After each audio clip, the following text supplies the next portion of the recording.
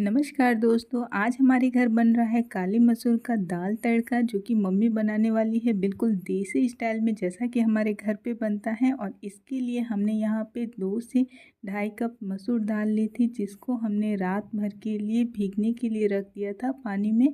और ये अब अच्छे तरीके से पानी को अपने अंदर सोख कर लिया है और फूल के कुछ इस प्रकार से दिखाई दे रहा है जैसा कि आप देख रहे हो। तो चलिए जानते कि इसे कैसे बनाना है। सबसे पहले यहाँ पे हमने सूखा मसूर दाल लिया है। यहाँ पे आप देख रहे हो कम से कम 2 से ढाई कप है।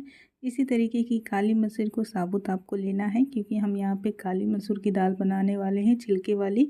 और इसके लिए सबसे पहले आपको इसे भिगो करके रख देना है रात भर के लिए पानी में। कम से कम आपको इसे 5 घंटे के लिए रेस्ट पे छोड़ना है पानी में ताकि ये अच्छे से भीग जाए और फूल जाए। जब ये अच्छे से भीग जाता है फूल जाता है तो ये साइज में डबल हो जाता है। एक बात का और आप लोग ध्यान रखिएगा कि इसे भिगोने से पहले जब ये सूखा रहे उसी समय आप इसे अच्छे से साफ़ कर लीजिएगा क्योंकि जब ये भीग जाता है फूल जाता है इस तरीके से तो उस समय इसमें से कंकड़ पत्थर निकालने में प्रॉब्लम रहती है। और जब ये सूखा रहता है तो हम आसानी से इसमें से जो भी कंकड़ पत्थर या दाने होते हैं उसे अलग कर सकते हैं। तो ये छोटी छोटी टिप्स अगर आप लोग खाना बनाते समय फॉलो करेंगे तो आपका खाना बनाना और भी ज़्यादा आसान हो जाएगा।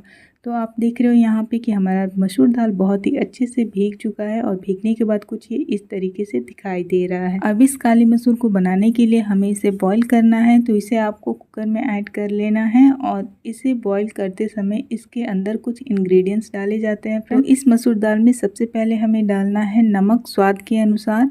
और इसके साथ ही हम यहाँ पे ऐड करने वाले हैं हल्दी पाउडर। और इसके बाद आपको इसे बंद कर लेना है और बंद करने के बाद इसे आपको फ्लेम पे रख देना है। और कम से कम इसमें 2 सीटी आपको लगानी है अच्छे से ताकि ये बहुत ही अच्छे से बॉईल हो जाए उबल जाए। इसमें सीटी आ रही है तब तक हम अपने मसाले तैयार कर लेते हैं। यहाँ पे कुछ मसाले हमने लिए हैं जिसमें लिया है 1 मीडियम साइज का प्याज कट किया हुआ, 10 से 15 लहसुन की कलियाँ। जो काली मसूर की दाल होती है वो सौंधी होती है, इसमें स्वाद डालना होता है तो उसके लिए लहसुन का मात्रा थोड़ा सा यहाँ पे ज़्यादा रखा गया है। साथ ही में सूखी लाल मिर्च है 5 से 6, हल्दी का छोटा सा टुकड़ा है, इलायची है 1 टुकड़ा, लौंग है 4 से 5, 1 बड़ी इलायची, 2 छोटी इलायची, अदरक का टुकड़ा और काली मिर्च। ये सभी चीज़ें हमने यहाँ पे ली है। अच्छे से आप लोग देख लीजिए। अब इन सभी चीज़ों को आपको पीस लेना है। तो यहाँ पे हमने पीसने के लिए इस्तेमाल किया है सिलबट्टे का। आप अगर चाहो तो इसे मिक्सी में भी पीस सकते हो, लेकिन मैं आप सभी को यहाँ बताना चाहती हूँ फ्रेंड्स कि एक बार सिलबट्टे पे पीस कर मसाले घर में और आप खाना बनाइए और उसका स्वाद आप अनुभव कीजिए। सच में खाने का जो स्वाद होता है सिलबट्टे पे पीसे हुए मसाले की वजह से और भी ज़्यादा बढ़ जाता है। और इसके पीछे एक बहुत ही बड़ा रीज़न है क्योंकि जो मिक्सी में हम मसाले पीसते हैं उसकी रफ्तार अलग होती है। और जो हम लोग घर पे सिलबट्टे पे मसाले पीसते हैं तो मसाला हाथ से पीसता है, मशीन से नहीं पीसता है। धीमे धीमे हल्के हल्के पानी डाल के तो नेचुरल जो ऑयल होता है मसालों का, नेचुरल जो स्वाद होता है मसालों का, वो किसी भी तरीके से डैमेज नहीं होता है। और इसी वजह से सिलबट्टे पे जो मसाले पीसे जाते हैं उस मसाले की वजह से खाने का जो स्वाद होता है, खाने का जो जायका होता है वो और भी ज़्यादा बढ़ जाता है। अगर आप सभी को यकीन ना आए तो एक बार एक ही डिश को 2 मसालों से बनाइए, एक सिलबट्टे पे पिसे हुए मसालों से और एक मिक्सी में पिसे हुए मसालों से। दोनों में अंतर आपको साफ साफ नज़र आएगा। तो भाई मेरे यहाँ तो सभी लोगों को सिलबट्टे पे पीसे हुए मसाले चटनी ही पसंद आते हैं। आपके घर में आप कैसे मसाले पीसते हो, सिलबट्टे पे या मिक्सी पे, और आपको किसका स्वाद ज़्यादा बेहतर लगता है ये आप सब लोग कमेंट करके ज़रूर बताइएगा। लेकिन हाँ, मैं जानती हूँ कि सिलबट्टे पे हम बार बार मसाले नहीं पीस सकते। हर कोई के पास इतना टाइम नहीं होता है, हर कोई इतना मेहनत नहीं कर पाता है, हर दम नहीं। लेकिन कभी कभी जब इस तरीके की कोई रेसिपी अगर आप बना रहे हो तो उसमें अगर आप सिलबट्टे पे मसाले पीस करके डालते हो तो उस रेसिपी का जो स्वाद होता है वो और भी ज़्यादा बढ़ जाता है। और खाने का मज़ा तो तभी आता है ना जब वो स्वादिष्ट हो, उसका स्वाद कुछ अलग रहे, डिफरेंट रहे। तो इधर हमारे दाल में 2 सीटी भी आ गई हैं और अब हमारा मसाला भी बिल्कुल अंतिम छोर पे पहुंच चुका है। लाल मिर्च को लास्ट में हमारे यहाँ पीसा जाता है क्योंकि इसके पीसने से हाथों में बहुत जलन होता है फ्रेंड, इसलिए इस बात का आप भी ध्यान रखिएगा कि लाल मिर्च को सबसे लास्ट में पीसा जाता है। अगर आप सिलबट्टे पे मसाला पीसने जा रहे हो और आपको बिल्कुल आइडिया नहीं है कि किस तरीके से मसाले को पीसा जाए, तरीका क्या रहेगा, पहली बार में ही अगर आप लाल मिर्च पीस देते हो तो सबसे पहले आपके हाथ जो है ना वो जल जल के लाल हो जाए, क्योंकि बहुत ज़्यादा जलन होती है हाथों में। तो ये बातों का ध्यान रखिएगा फ्रेंड्स। और यहाँ पे हमारी कुकर में देख रहे हो सीटी भी लग चुकी है। मसूर दाल को बॉईल करते समय 2 सीटी लगाना है क्योंकि हमें इसे साबुत मसूर का बनाना है तड़का, और उसे हम रेस्ट पे छोड़ देते हैं ठंडा होने के लिए। तब तक यहाँ पे मसाले और भी प्रिपेयर कर लेते हैं तड़के वगैरह के लिए, जिसमें सबसे पहले हमने यहाँ पे प्याज लिया है मीडियम साइज के 3 से 4। आप अपने स्वाद के अनुसार यहाँ पे प्याज डाल सकते हो। कुछ लोग प्याज ज़्यादा खाते हैं, कुछ लोग प्याज कम खाते हैं, लेकिन जो ये दाल बन रहा है ना मसूर दाल तड़का, उसमें लहसुन और प्याज की मात्रा जो होती है, क्वांटिटी होती है, वो थोड़ी ज़्यादा ही होती है। तो इसका जो फ्लेवर है, इसका जो स्वाद है वो ज़्यादा बढ़ के आता है, क्योंकि इसका अपना एक सूना सा स्वाद होता है, जो उसे बोलते हैं ना बिल्कुल सादा सादा सा, वैसा। तो इसमें ये प्याज लहसुन ये मसाले ज़्यादा मात्रा में डाले जाते हैं। और हमारे घर में कुछ ज़्यादा ही मसाले खाने के शौकीन हैं लोग, क्योंकि हम बलिया वाले हैं और हमारे बलिया में खाना ऐसे ही बनता है, पूरा मसाला झोंक के मारते हैं और छौंक के तड़का लगा के खाना खाते हैं।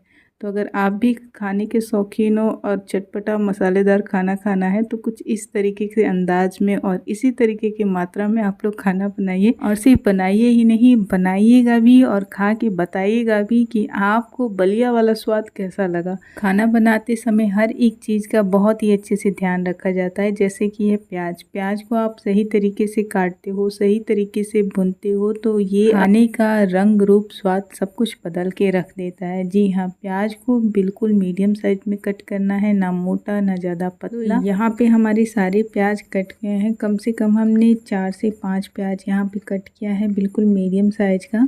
और प्याज के बाद बारी आती है दोस्तों टमाटर की। टमाटर बड़े मज़ेदार, टमाटर बड़े मज़ेदार। तो यहाँ पे आपको 2 बड़े बड़े टमाटर लेने हैं और जो साइड में पड़े हैं ना वो वैसे पड़े रहने दीजिए। अच्छा लग रहा था तो मैंने ऐसे ही रख दिया था, लेकिन आपको डालने हैं सब्जी में 2 ही बड़े टमाटर, जो कि आप यहाँ पे देख रहे हो।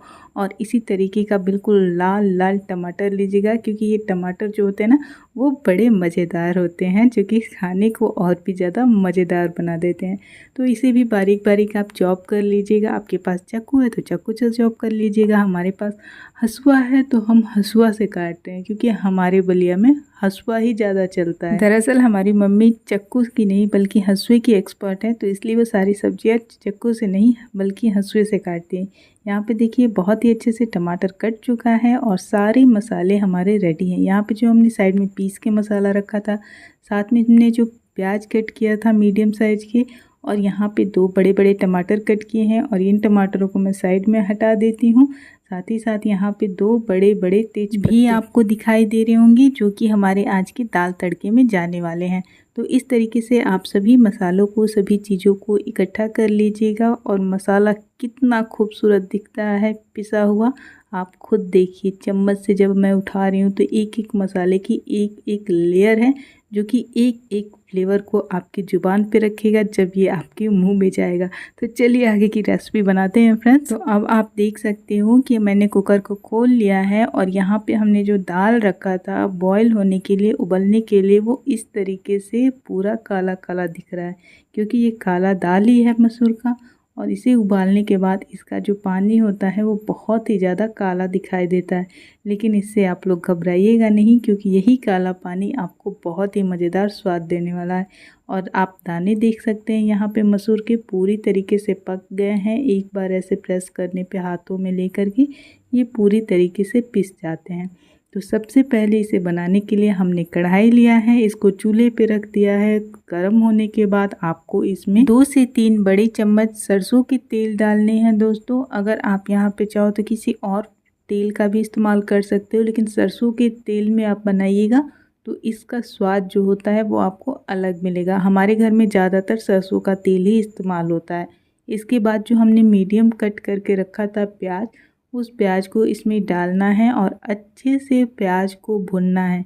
तब तक भुनना है जब तक कि ये पूरी तरीके से गोल्डन ब्राउन ना हो जाए और इसकी खुशबू से पूरा आपका किचन ना महकने लगे। तब तक आपको प्याज को इसी तरीके से चला चला करके भुनना रहेगा। और प्याज को भूनते समय हमेशा उसमें हल्दी और नमक आप डाल दीजिएगा, क्योंकि इससे आपका जो प्याज है वो बहुत ही अच्छे से भुन जाता है कम समय पे और इसके जलने की संभावना भी कम हो जाती है।